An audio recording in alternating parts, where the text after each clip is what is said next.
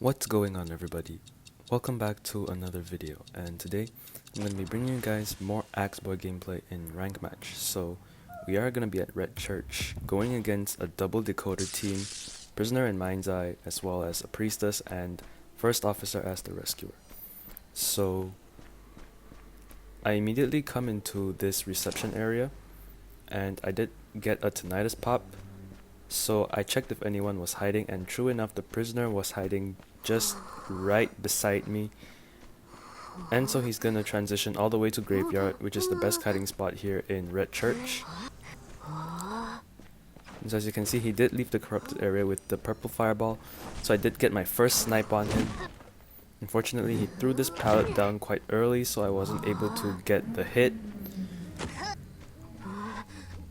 And so he's just gonna try to buy as much time as possible, and as a prisoner who has already used up his electricity, there's not really much space he could kite with. And over here, he did mind game me a little bit. Blink is ready, so I'm not gonna waste any more time. Blink through the pallet and get this down. So 60-second kite around there. And so I am going to chair this prisoner, and going against a double decoder team, being able to chase one decoder guarantees that you probably wouldn't lose. And now my opportunity of turning this tie into a possible win is here, because I did disturb the First Officer Cipher.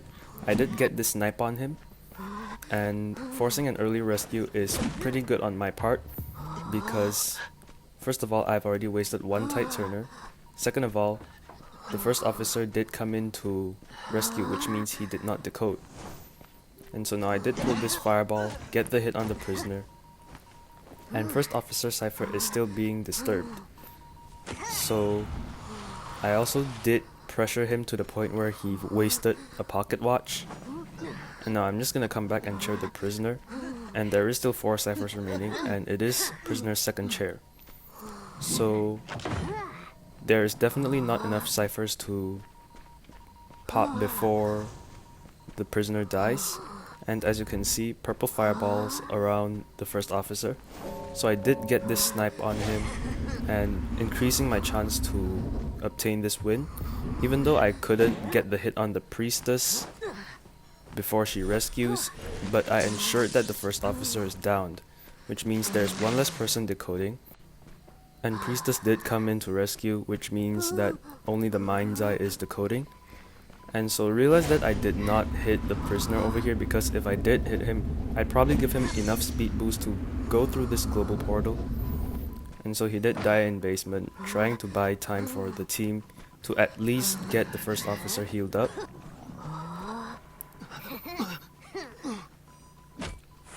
And so as you can see, the First Officer and Mind's Eye are healing up. I don't know what Priestess is doing, but she still has some portals left. And First Officer is at half health. Wait, no, he's now at full health. So since Prisoner did die very far away from everyone else, I am forced to go on foot to scout out the people. And as you can see, there are some trails, purple fireballs all around. I did spot the First Officer, knowing that he has one more pocket watch to work with. It may buy a lot of time for the survivors, so I switched to another target. And as you can see, I did find a Mind's Eye over here. And so I tried to get this fireball snipe, didn't make it, but because of the speed boost, able to get the hit. And now the main decoder, which is the Mind's Eye, is now hit. So this just gives me a lot of space to actually get the win. And as you can see, really nice dodge, and that blink, yes, I missed it, but it did work out in my favor because I did get the down. And First Officer and Priestess just used up their tight turner when rescuing the prisoner, so whoever comes in to rescue is just going to give me more chances to automatically down the Mind's Eye. And as you can see, First Officer was forced to use his pocket watch again, but this time it was also wasted because he is pretty far away from the chair. And Priestess also did come in to try to sneak the rescue. Now First Officer is just around the area, and I'm waiting for his pocket watch countdown to finish. So now that it is finished, I did get the snipe on the First Officer. So no more tight turner on him. So he is not in a good position to come in to rescue. And what I'm doing is I'm just staying at this area, pressuring the First Officer. And now I'm forcing the Priestess to come in.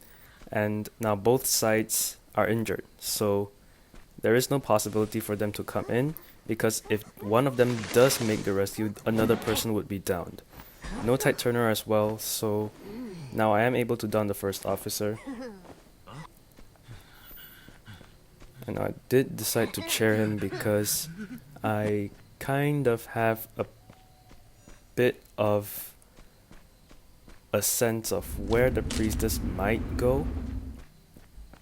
But I mean, it's just ranks, so I'll do whatever it is to just not to prolong the game too much.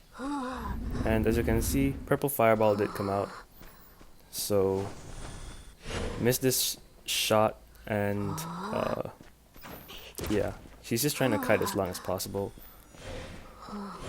But to kite until the First Officer dies to try to make it to dungeon, it's probably not a good possibility. Chances are quite low. So I took the speed boost, get the hit onto the Priestess, and it is going to be a 4-man elimination. So thank you guys for watching the video, and I'll see you guys next time.